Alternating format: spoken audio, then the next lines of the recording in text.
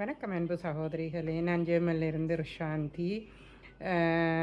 இன்றைக்கு என்னத்தை பற்றி பார்ப்போம்னா, தன்னம்பிக்கையும் விடாமுயற்சியும் ஒருவனை ஏற்ற ஏணின்னு சொல்லிட்டு இப்போ பார்த்தீங்கன்னா, எனக்கு 2021 கோவிட் வந்தது. ஹாஸ்பிட்டலில் இருந்து கோமாக்கு போகிற ஸ்டேஜில் 20 கிலோ வெயிட் லூஸ் பண்ணி பேருந்து நடக்க முடியாத சுச்சுவேஷன் இருந்து பேருந்து ஸ்ரீலங்காவில் போய் ஆயுர்வேதிக் ட்ரீட்மெண்ட் செய்த பிறகு தான் எனக்கு பெட்டராக வந்தது.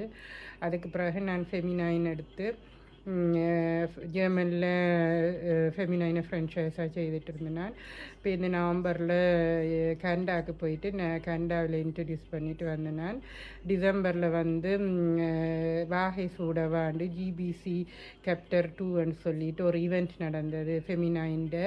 அதுக்கு போயிருந்தேன். நான் அங்கே சிங்கப்பெண் அவார்டு எனக்கு கோமதி அம்மா தந்திருந்தவங்க. ஸோ இப்போ வந்து ஃபெமினைனை நான் global woman club and English லண்டனில் இருக்கிற கிளப்பில் ஜாயின் பண்ணியிருக்கேன். அதை குளோபலாக கொண்டுட்டு போகிறேன். 40 நாடுகளில் 4000 மேற்பட்ட ஆட்கள் இருக்கிறாங்க. ஸோ அதை குளோபலாக கொண்டுட்டு போகணுமெண்டு ஃபெமினைன் வந்து பெண்ணையும் மண்ணையும் காக்கிறது.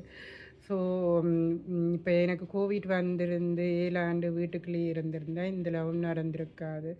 அதாவது விடாமுயற்சியும் தன்னம்பிக்கையும் தான் முக்கியம். இப்போ பார்த்திங்கன்னா அதுக்கு பிறகு ஃபெமினைன் சிங்கப்பெண் அவார்ட் வேண்டினதுக்கு பிறகு எல்லா நாட்டிலையும் இருந்து மெசஞ்சரில் எனக்கு கணக்கு பெண்கள் வாழ்த்து தெரிவித்திருந்தாங்க. அதில் வந்து கொழும்புல இருந்து ரஞ்சிதாண்ட ஒரு பிள்ளை, அவங்க வந்து ஒரு உமன் கிளப் வச்சுருக்குறாங்க. அவங்க வந்து உமன் டேக்கு அக்கா அங்கே வந்தீங்கன்னா உங்களுக்கு ஒரு அவார்ட் தருவணுமென்று சொல்லிட்டு ஃபெமினைன் அப்படி பெண்களுக்கு நல்லது செய்யணுமென்று கொண்டுட்டு போகிறீங்கன்னு சொன்னாங்க. அப்போ நாங்கள் இலங்கையில் இருக்கிற பெண்களை பற்றி கதைச்சிட்ருக்க அவங்க இல்லடம் போகிறவங்க. ஸோ அவங்க சொன்னது வடக்கு கிழக்கில் மட்டக்களப்பு வவுனியா அங்கே சைடெல்லாம் கணக்க டேலண்டட் பெண்கள் இருக்கணும். ஆனால் வெளிவர பயப்படினமெண்டு அது என்ன காரணம்னு எனக்கு தெரியல. ஸோ அப்படி இருக்கிற பெண்களை வெளிக்கொண்டு வரணுமென்றது தான் எங்களுடைய நோக்கம். ஒவ்வொரு பெண்ணுக்குள்ளே ஒவ்வொரு மனிதர்களையும் ஒவ்வொரு டேலண்ட் இருக்கும். அதை கண்டுபிடிக்கிறது தான் கஷ்டம். துணிஞ்சு வெளியில் வரணும்.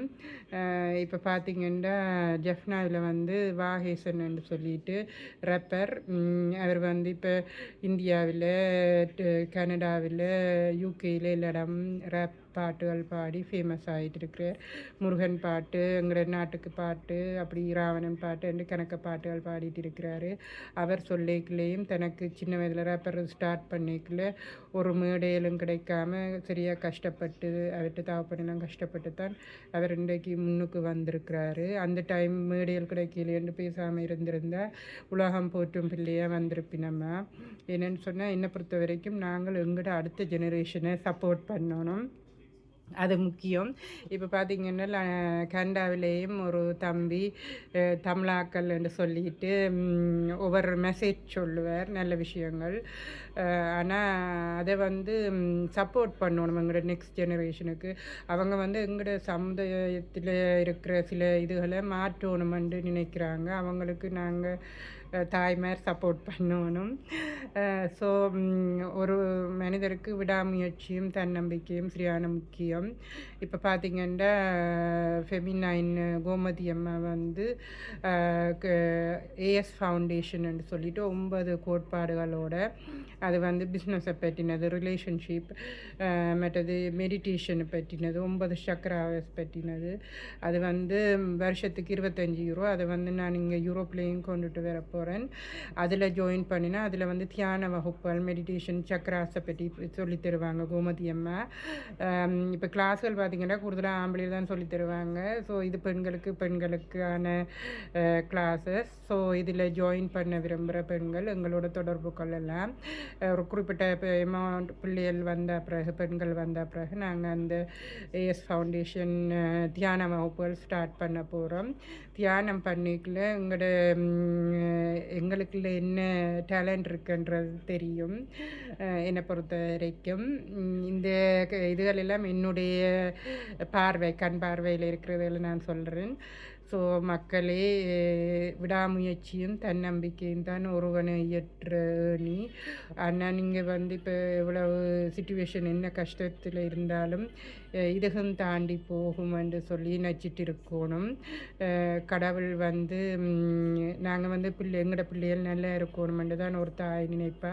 அதே மாதிரி கடவுள் வந்து எந்த கடவுளாக இருந்தாலும் கிறிஸ்டியன்ஸாக முஸ்லீமாக என்ன ஹிந்துவாக என்ன கடவுளாக இருந்தாலும் அவங்க வந்து ஏதாவது ஒரு சோதனை தர்றேன்னு சொன்னால் அதில் வந்து ஏதாவது ஒன்று நாங்கள் கற்றுக்கணுமெண்டு.